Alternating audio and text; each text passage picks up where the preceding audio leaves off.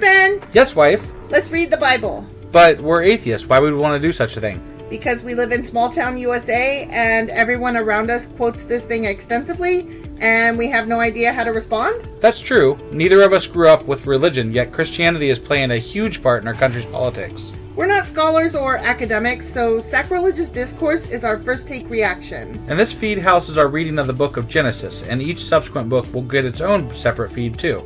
Why are we separating each book? Not all podcast platforms allow access to older episodes. This will ensure our listeners don't lose access to any of our previously released material. You can find our most recent episodes on our main channel, Sacrilegious Discourse. That's right. Make sure to subscribe so you don't miss a single episode.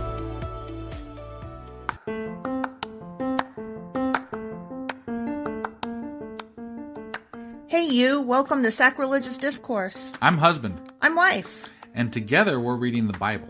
Starting with Genesis and eventually ending with Revelations, we're working through every book and offering our atheist 2 cents. Or shekels. Yeah, those.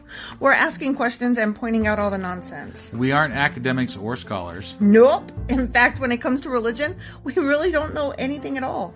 What we've learned so far is that God's a dick. Oh, he really is, isn't he? If you're interested in how we reached this startling conclusion, maybe start from episode 1. Otherwise, jump in anywhere. It's all good. Yep.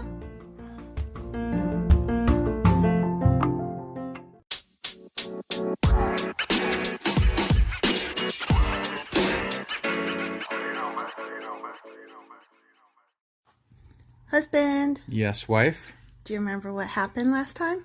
We completed Genesis. We did. We completed the book of Genesis. That was pretty cool. So what are we doing today? We are doing a bonus episode, I think. We are. And in that bonus episode, we're going to do a pop quiz to see how much we remember. And also, I've dug up some info on Nimrod for you. Right, Nimrod. But you can go ahead and put me down for an F on the pop quiz. Yeah, me too, probably. All right, let's go do this. Okay.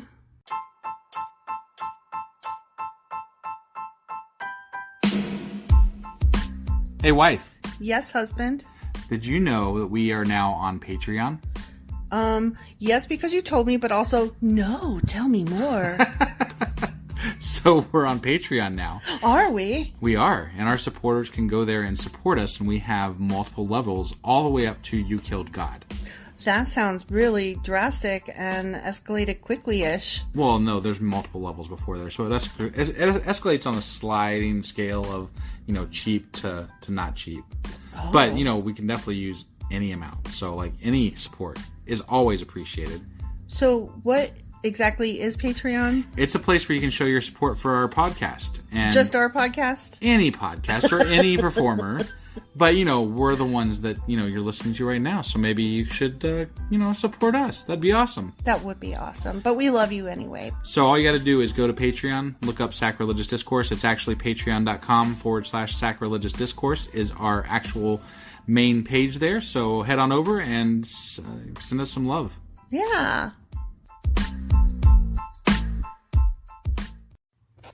Hey. Yeah. So, just in case we forgot what happened in Genesis. You know I did. Right. Here is a very, very, very brief and quick and not at all helpful summary of the entire book of Genesis. Okay. Okay? Does it go like rape, death? Oh, wait, no. It started death, rape. You left incest out. And then Joseph. Full of slavery. Oh, yeah, that too. Yeah. Okay. Yeah. No, this is from Spark Notes. Ready? Okay. Genesis, the first book of the Bible, opens with God's creation of the world. The perfect world falls into evil when humans disobey God and the human population divides into separate nations and languages. After many generations, God speaks to a man named Abraham. God makes a promise or covenant with Abraham to make his descendants into a great nation and to give them a great land. Abraham shows strong faith in God, and God seals his promise with a number of signs and tests. This special covenant with God passes on to Abraham's son Isaac and to his grandson Jacob. Together they represent the patriarchs or fathers of the Israelite people. Jacob's 12 sons moved to Egypt after the youngest brother Joseph miraculously becomes a high official in Egypt. That leaves out so much. So much. But I thought it was a fun summary of the whole thing. The Bible probably would have looked better if they would have gone with something like that. Right? That's what I was thinking. Okay, so do you remember better now everything that happened? Sure. I don't. Here we go with the pop quiz. Okay. Yep. And I don't have the answers. Like, the answers are... Like, I don't have access to them. So I'm being quizzed along with you. Okay. Okay? All right. Genesis begins with the story of creation. Which is the correct order of creation according to Genesis? Is this multiple choice? Yeah. Okay. Light, sky, birds and fish, animals and man, earth and plants, or heavenly lights? No. Light, sky, birds and fish, earth and plants, heavenly lights, animals and man? Maybe. Light, sky, earth and plants, heavenly lights, birds and fish, animals and man. They all sound the same. Sounds pretty good too. Okay, here's the last one. Okay. Light, heavenly lights, sky, birds and fish, earth and plants, animals and man. I'll be honest, my brain can't follow. There's too many, right? I'm going to go with option number 3, though. Okay. We'll find out after we're done how we did. We got to wait till we're done? Yeah. Okay, number 2. God created Adam first, then Eve to be his wife and helper. How was Eve, the first woman, created? A. God created her from the ground of the clay. Nope. From the clay of the ground, not the ground of the clay. God created her from one of Adam's ribs. Yeah. Adam wished for a helper, and God sent Eve into the Garden of Eden. Incorrect. The serpent created her and filled her with evil thoughts. That'd be really fun, but no. I know. So it's B. It's B. Okay. I mean, that's what I would guess too. Right. God placed Adam and Eve in the Garden of Eden and told them they could eat of anything except one forbidden fruit. Which fruit did God tell Adam and Eve they must not eat? A. This is such a difficult question, right? Right? A. From the apple tree. B. Fruit from the tree in the middle of the garden. C. Fruit from the pomegranate tree. D. Fermented grapes from the vine. Oh, fermented grapes from the vine. No. Damn. No, it's the apple. Yeah. The B. The middle of the garden, isn't it? No, it's the apple tree. No, it was from the tree in the middle of the garden. Oh, okay. I think. Well, then let's go with it. Okay. Why is there a thing, though, about eating apples, then? I don't know. Okay. Okay. Of course they ate the forbidden fruit anyway. I'm having problems. Number 4. Of course they ate the forbidden fruit anyway. What was Eve's excuse when confronted by God? A. The serpent deceived me and I ate. Yeah. B. My husband gave me some fruit from the tree and I ate it. No. No, that was Adam's excuse. Right. C. The devil made me do it. That's humanity's excuse. Yeah, exactly. D. The serpent promised me knowledge of good and evil if I ate. I think it was the first one, deceived. I think so too, but the last one is true. That is what happened. But I'm going to go with she was deceived. Yeah, I think she said, I was deceived. 5. God was angry when he found out Adam and Eve had eaten the forbidden fruit, and he drove them out of the Garden of Eden. Yep. How did God make sure they would not return and eat from the tree of life? A. He built a tall wall around the garden. B. He drove Adam and Eve so far away that they could never find their way back. C. He placed a curse on the garden so that anyone who entered would surely die. Jeez. D. He placed cherubim and a flaming sword to guard the way. That one. Because we watched the show Lucifer. Well, and, we read Genesis. So. Oh, yeah, that too. Adam and Eve had sons Cain and Abel. Each brother gave God an offering from the fruits of his labor. God looked with favor on Abel's offering, but not on Cain's. As a result, Cain became jealous and murdered his brother Abel. What was Cain's occupation? I believe he was a shepherd, wasn't he? I think so. The choices are farmer, hunter, goat keeper, shepherd. Shepherd. 7. What was Cain's punishment for the murder of Abel? A. He was put to death. No. No. B. He was banished to the land of Canaan. was banished to somewhere, but I don't think it was the land of Canaan. Maybe it was. I don't know. C. He was banned from his occupation and made a restless wanderer on the earth. That might be true. I think that was it. He was banned from the Garden of Eden. No, he was never in the Garden of Eden. I'm going to go with option C there. Same. Number 8. After many years, the people of earth became corrupt and full of violence. Of all the people on earth, only Noah and his family were righteous. So God said to Noah, I am going to put an end to all people, for the earth is filled with violence because of them. Noah had 3 sons. Which one of these was not one of his sons? Oh, I'm so bad at these. What? Oh. I'm going to give you 4 names, and you tell me which one is not his son. Okay, all right. Enos, Japheth, Ham, Shem. It was the first one, Enos. Are you sure? Yeah. Okay. Because I remember the other ones. Well, I know Ham and Shem are his sons. For some reason, I thought Japheth. Okay, whatever. I'm almost certain. I'm going with you on that one because I don't know. Number 9. God decided to flood the whole earth and told Noah to build an ark of wood to hold himself. Dick. To hold himself, his wife, his sons, and their wives. He was also to take a pair, male and female, of each animal on the ark to save them from the flood and repopulate the earth. How many decks did the ark have? Oh, shit. Yeah, I don't remember that. I don't remember that at all. The what are our choices are 2, 3, 4, and 7. Let's go with 7. Yeah, let's do that. Because, I mean, to hold all the animals, come on, Sure. you gotta have 7 decks, right? I have no idea. And they like 7. 3, well, they like 3 too. So, it's gotta be 3 or 7. You want to go with 7 or 3? Let's go 7. Okay. Number 10. Many men settled on a plain in Shinar and said to each other, Come, let's make bricks and bake them thoroughly, and let us build ourselves a city with a tower that reaches to the heavens so that we may make a name for ourselves. So they began constructing the Tower of Babel. However, God was not pleased with these arrogant men who wanted to build a tower to heaven and be like gods themselves. What did God do to punish them? He scattered them all and made them talk different languages and shit. I know, right? Yeah. Okay, let's see which of the choices that matches. A. He destroyed the city in a storm of fire and brimstone. B. He confused their language and scattered them over the face of the earth. That one. C. He destroyed the tower with a tremendous bolt of lightning. D. He sent a plague of locusts into the city. Nope, it was B. It was B. Okay. Let's see how we did. Oh, we get to find out now. Yeah, we got number 1 correct. Genesis begins with the story of creation, which is the correct order of creation according to Genesis. Light, sky, earth and plants, heavenly lights, birds and fish, animals and men. Okay. Yay. Number 2, we got this one right. God created Adam first, then Eve to be his wife and helper. How was Eve the first woman created?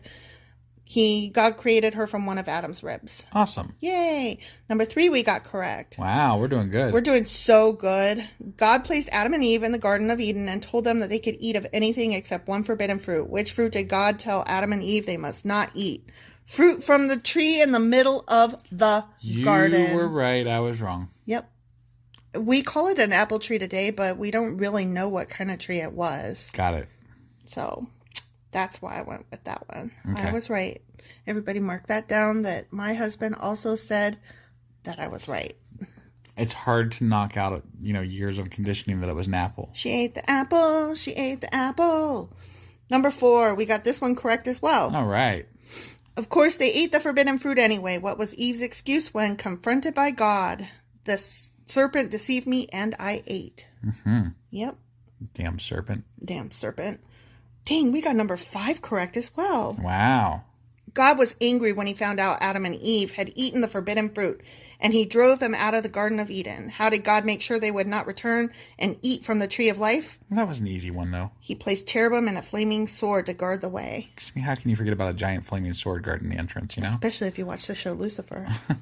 I mean, it was like the entire premise of one of the seasons is that they were trying to find the flaming sword. So, oh, well, yeah. Uh-oh, we got number 6 wrong. Oh, shit. Damn it.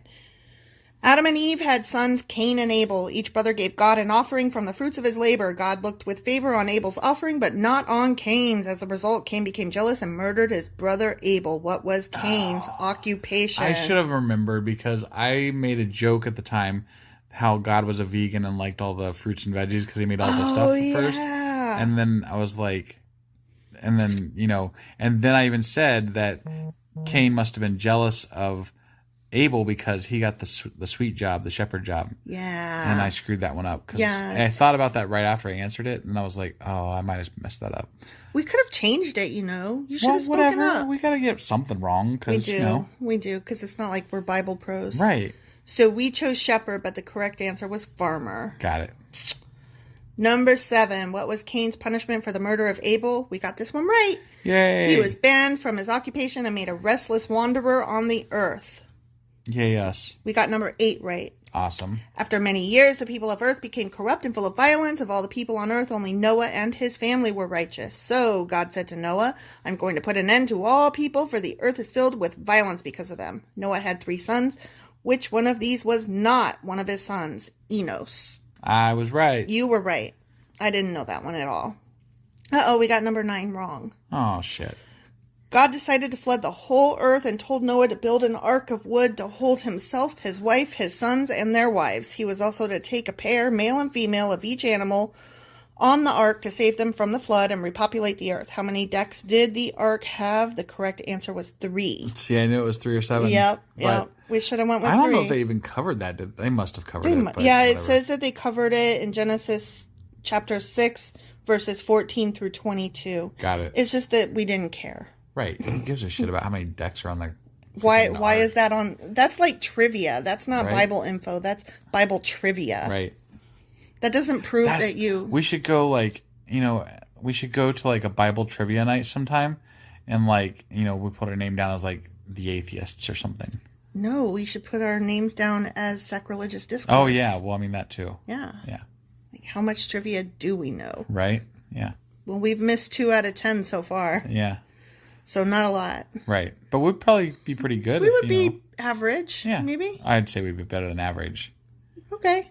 I'd say if we read the whole Bible, we will be better than average. Okay. I would think. Maybe. I don't know. Number 10. We got this one right. Many men settled on a plain in Shinar and said to each other, Come, let's make bricks and bake them thoroughly, and let us build ourselves a city with a tower that reaches to the heavens, so that we may make a name for ourselves. So they began constructing the Tower of Babel. However, God was not pleased with these arrogant men who wanted to build a tower to heaven and be like gods themselves. What did God do to punish them? We knew this one before we even saw the choices. Right. He confused their language and scattered them over the face of the earth. Okay. That's correct. We got an 80%. I mean, that's not bad.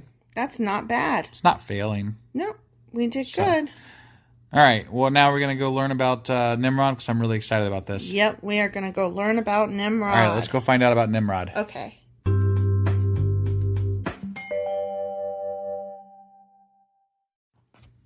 Okay, are you ready for Nimrod? I am so ready for Nimrod. Okay. I'm going to read from 2 separate sources, the first of which is chabad.org. Okay. And I might be mispronouncing that. The reason that this matters is because this one is Jewish history.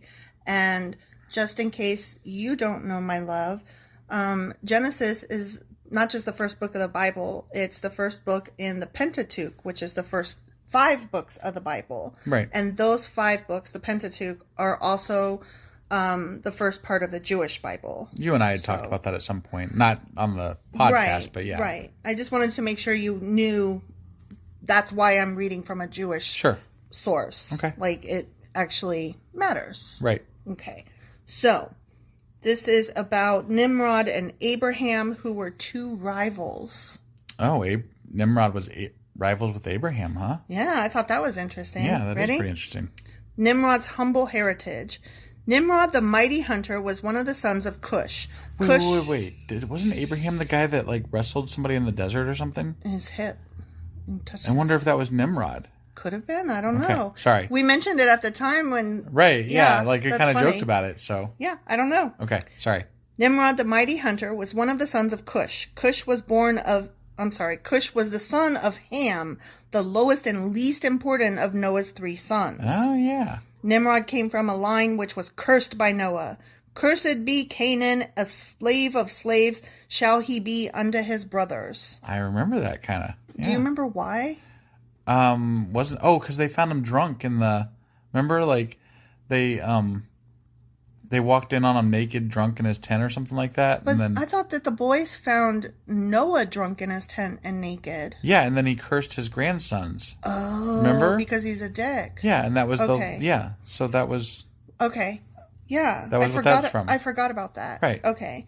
So, I mean, just by that story, Ham is not necessarily a bad guy. Right. Just he got cursed by Noah. The dick. Yeah. Okay. Among other dicks in the Bible. Right. By birth, Nimrod had no right to be a king or ruler, but he was a mighty strong man and sly and tricky, and a great hunter and trapper of men and animals. His followers grew in number, and soon Nimrod became the mighty king of Babylon, and his empire extended over other great cities. Like, where do they cite where they get this information? I'm going to read on. I don't know. Okay, all right. I don't know. I'm just curious. As was to be expected, Nimrod did not feel very secure on his throne. He feared that one day there would appear a descendant of Noah's heir and successor, Shem, and would claim the throne. He was determined to have no challenger. Some of Shem's descendants had already been forced to leave that land and build their own cities and empires. There was only one prominent member of the Semitic family left in his country. He was Terah, the son of Nahor. Oh, I remember all this stuff, kind of. Kind of. Terah was the 8th generation removed in a direct line of descendants from Shem. But Nimrod had nothing to fear from Terah, his most loyal and trusted servant. Terah had long before betrayed his family and had become a follower of Nimrod. All of his ancestors were still living, including Shem himself, but Terah left his ancestral home and became attached to Nimrod. Terah, who should have been the master, and Nimrod, his slave, became the slave of Nimrod. Like the other people in that country, Terah believed that Nimrod received his kingdom as a gift from the gods and was himself a god. Terah was prepared to serve Nimrod with all his heart. Indeed, he proved himself a very loyal and useful servant.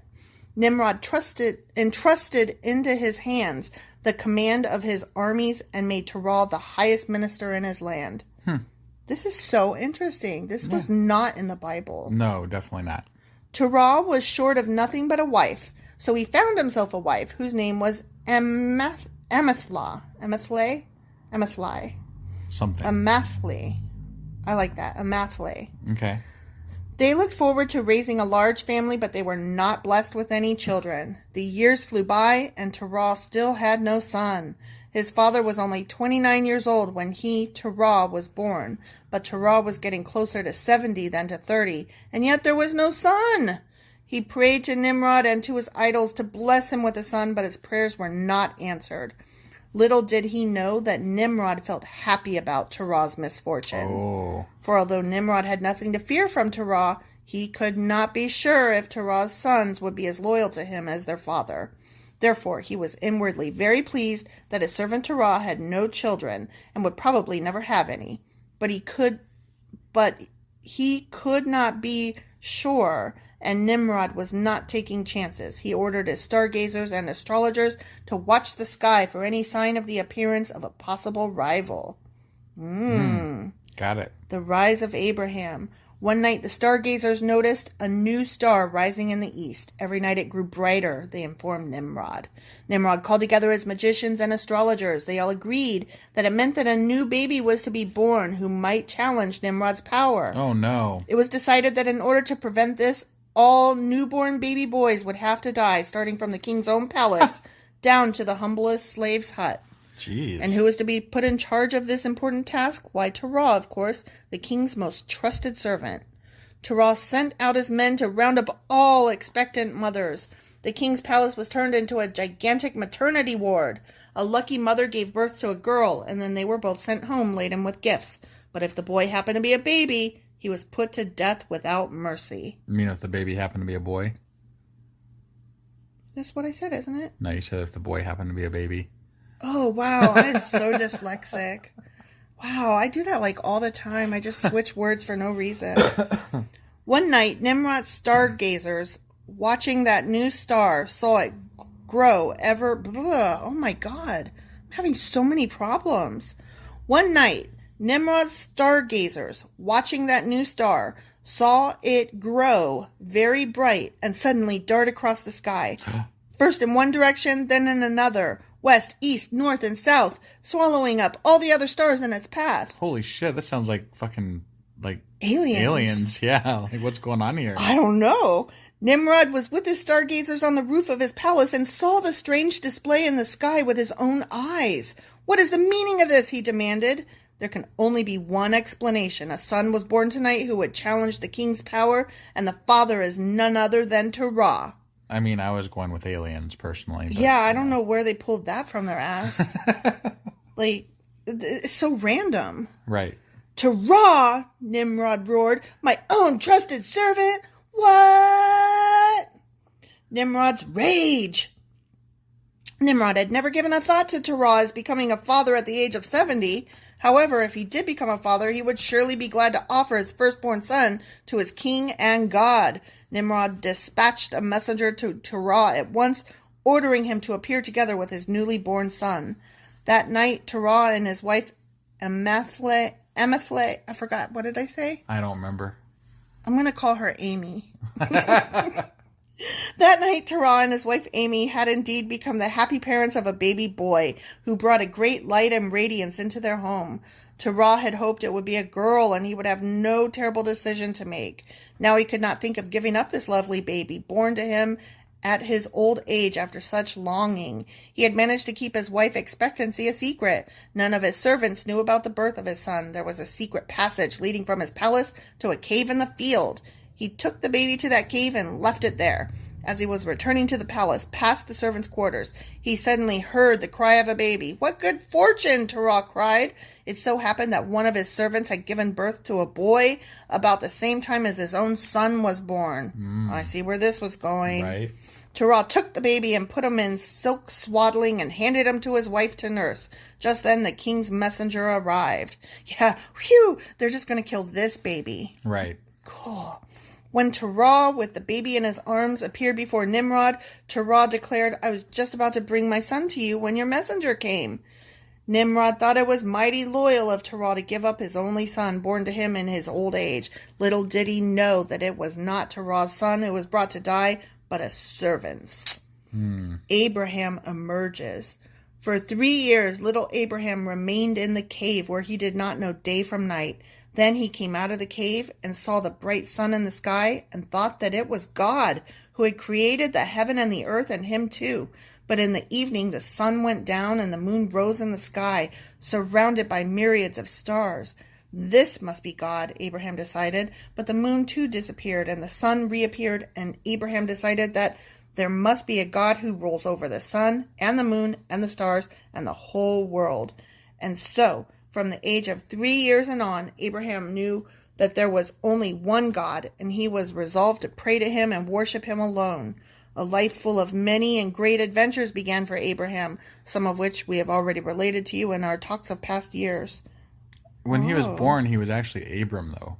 Yeah.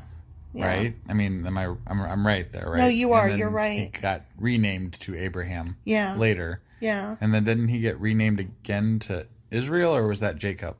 I think that was Jacob. Okay. I could be wrong, though. I don't know. There's so much renaming. I can't remember who got renamed what exactly. Yeah. But I know he at least got renamed to Abraham after he was Abram.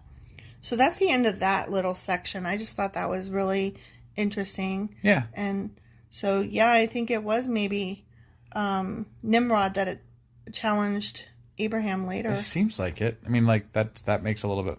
That could make sense. Yeah. And I'm sure there's more history there, but I don't know, Yeah.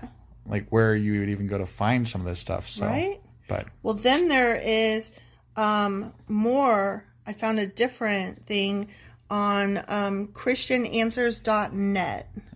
And this talks about Nimrod as Gilgamesh, which I found very interesting. Because, Gilgamesh is from literature. Okay.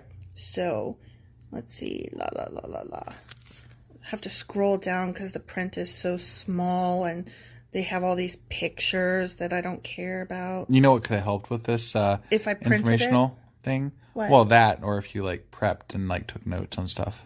I didn't want to. I just wanted to read it because it's so interesting. Right. Okay. Why? I started to take notes and then I realized I was just copy pasting, and so I was like, I'll just send myself the links. Gotcha. So. Well, I was thinking like, more bullet points and stuff than. No, this is interesting stuff. Aren't you interested? I am. I guess shut your pie hole. I was hoping for more like hunting and like, Well, I'm sorry for you. Nimrod's kind of boringish a little bit. I thought these were interesting stories, and I did these to make you happy because you were so interested in him. I know. It's just that it turns out he's a bad guy, and so now you're mad. No, Nimrod. I just wanted Nimrod to be awesome. He's an awesome bad guy. Okay. Nimrod was a very significant man in ancient times, the grandson of Ham and great-grandson of Noah. Nimrod started his kingdom at Babylon. Babylon later reached its zenith under Nebuchadnezzar. Oh, I know that name, yeah. The only reason that I know that name is because it was the name of the ship in The Matrix. Yeah. That's the first time I ever heard that name. And then when I found out it was from the Bible, I was like, cool. Okay. La, la, la, la, la. This was also part of Nimrod's kingdom. Nineveh along the Tigris River continued to be a major city in ancient Assyria. Okay, we don't care about that. Okay. Often attributed to Nimrod, the Tower of Babel was not a Jack and the Beanstalk type of construction where people were trying to build a structure to get into heaven. Instead, it is best understood as an ancient ziggurat. Do you know what a ziggurat is? No, I do not. I learned about these in 5th grade from Mr. Wilkins. And I remember him, and it was interesting. The end. So why don't you inform us then? A ziggurat was a man-made structure with a temple at its top, built to worship the host of heaven. Okay. So it wasn't like obscenely tall. It was just a structure with a temple at the top of it. Yeah, it was kind of like a flat top pyramid. Okay. So, okay, Nimrod revealed. The Bible states Cush was the father of Nimrod, who grew to be a mighty warrior on the earth. He was a mighty hunter before the Lord. That is why it is said, like Nimrod, a mighty hunter before the Lord. The centers of the kingdom were Babylon, Erech, Akkad, and Calneh in Shinar. Many consider this to be a positive complimentary testimony about Nimrod, but in fact it's just the opposite. First, a little background study is necessary. Okay. Cultural connections in the ancient Near East. Besides the stories of the creation and flood in the Bible, there ought to be similar stories on clay tablets found in the cultures near and around the true believers. So that was poorly phrased, but what they're saying is there's all these clay tablets that have all these stories that are not included in the Bible but should be. Gotcha. These tablets have a reaction or twisted version in their accounts of the creation and flood. In the post-flood genealogical records of Genesis 10, we note that the sons of Ham were Cush, Mizraim, Put, and Canaan. Now Mizraim became the Egyptians. No one is sure where Put went to live. And it's obvious who the Canaanites were. So, Canaan became the Canaanites. Right. Cush lived in the land of Shinar, which most scholars consider to be Sumer. There developed the first civilization after the flood. The sons of Shem, the Semites, were also mixed to some extent with the Sumerians. We suggest that Sumerian Kish, the first city established in Mesopotamia after the flood, took its name from the man known in the Bible as Cush. The first kingdom established after the flood was Kish, and the name Kish appears often on clay tablets. The early post-flood Sumerian king lists... Let me say that again. The early post-flood Sumerian kings list, which is not found in the Bible but is found on the clay tablets, say that kingship descended from heaven to Kish after the flood. The Hebrew name Cush, much later, was moved to present-day Ethiopia. Isn't that interesting? Mm-hmm. The Sumerians very early developed a religio-political state which was extremely binding on all who lived in it, except for the rulers who were a law unto themselves. This system was to influence the ancient Near East for over 3,000 years. Other cultures which followed the Sumerian system were Akkad, Babylon, Assyria, and Persia, which became the basis of Greece and Rome's system of rule. Founded by Cush, the Sumerians were very important historically and biblically. Mm-hmm. Was Nimrod godly or evil? Okay, this is where we start getting into some really cool stuff. Okay. First, what does the name Nimrod mean? It comes from the Hebrew verb marad, meaning rebel. Adding an N before the M, it becomes an infinitive construct, Nimrod. The meaning then is the rebel. Not just rebel, but the rebel. Right. Thus, Nimrod may not be the character's name at all. It is more likely a derisive term of a type, a representative of a system that is epitomized in rebellion against the Creator, the one true God. So Nimrod is more like a title than like his name, like doctor. Got it. Rebellion began soon after the flood as civilizations were restored. At that time, this person became very prominent. In Genesis chapter 10, we learn that Nimrod established a kingdom. Therefore, one would expect to find also in the literature of the ancient Near East a person who was a type or example for other people to follow. And there was. It is a well-known tale common in Sumerian literature of a man who fits this description. In addition to the Sumerians, the Babylonians wrote about this person, the Assyrians likewise, and the Hittites. Even in Israel, tablets have been found with this man's name on them. He was obviously the most popular hero in the ancient Near East. Interesting. Gilgamesh. Okay. The person we are referring to, found in extra-biblical literature, was Gilgamesh. The first clay tablets naming him were found among the ruins of the temple library of the god Nabu and the palace library in Nineveh. Many others have been found since in a number of excavations. The author of the best treatise on the Gilgamesh epic says, "The date of the composition of the Gilgamesh epic can therefore be fixed at about 2000 BC, but the material contained on these tablets is undoubtedly much older, as we can infer from the mere fact that the epic consists of numerous originally independent episodes, which of course did not spring into existence at the time of the composition of our poem, but must have been current long before they were compiled and woven together to form our epic." Because, you know, the Epic of Gilgamesh is a long poem. Right. Did you know that? I vaguely knew that. You didn't know that. I vaguely knew that. You either know something or not. Are you vaguely pregnant? I mean, I'm definitely not vaguely pregnant. No. So it's a definitive. Did you know it or didn't you? You didn't know it. Whatever. Continue. Yet his arrogance, ruthlessness, and depravity were a subject of grave concern for the citizens of Uruk, his kingdom. They complained to the great god Anu, and Anu instructed the goddess Aruru to create another wild ox, a double of Gilgamesh, who would challenge him and distract his mind from the warrior's daughter and the nobleman's spouse, whom it appears he would not leave in peace. The Epic of Gilgamesh has some very indecent sections. Alexander Heidel, the first translator of the epic, had the decency to translate the vilest parts into Latin. Spicer, however, gave it to us straight. So, Anyway, there is a myth that says of Gilgamesh that he was 2/3 god and 1/3 man.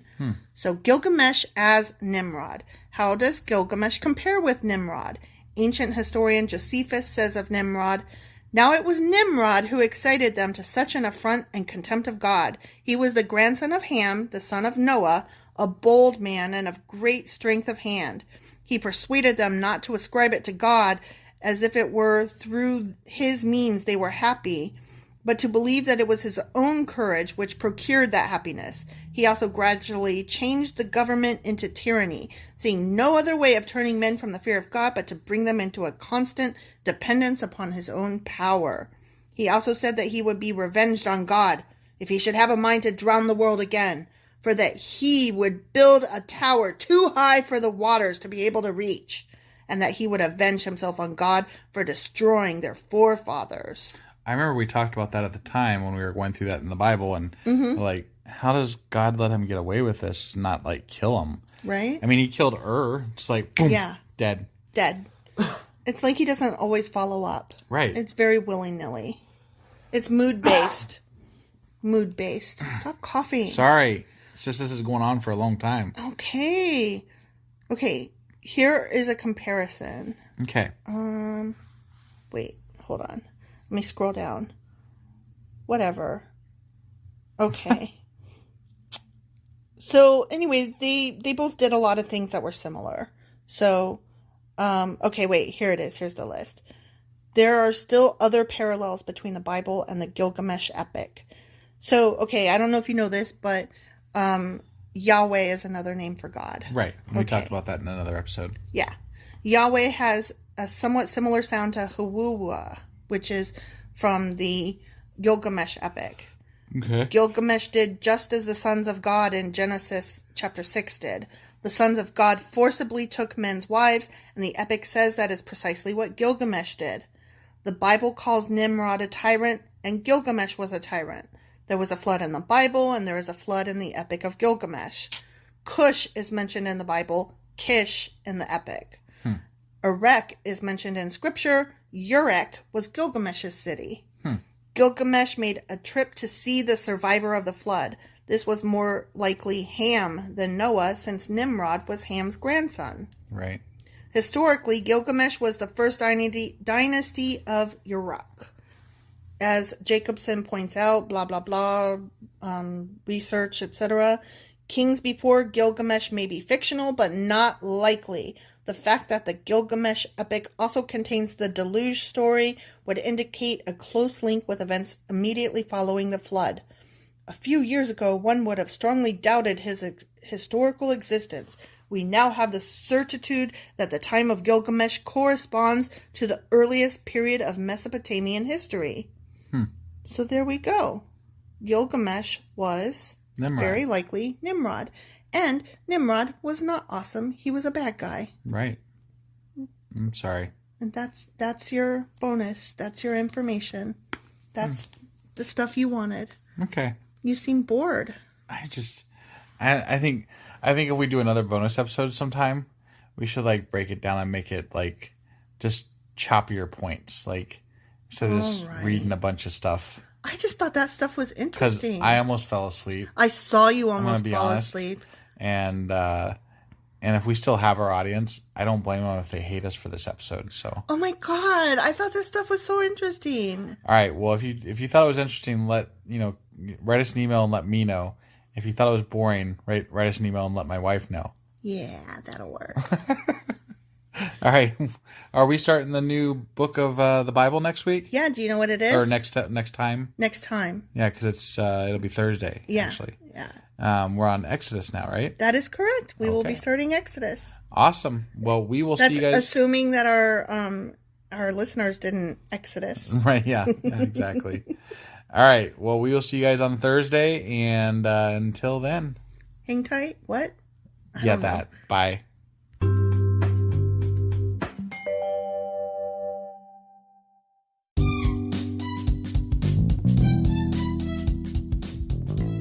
Husband. Yes, wife.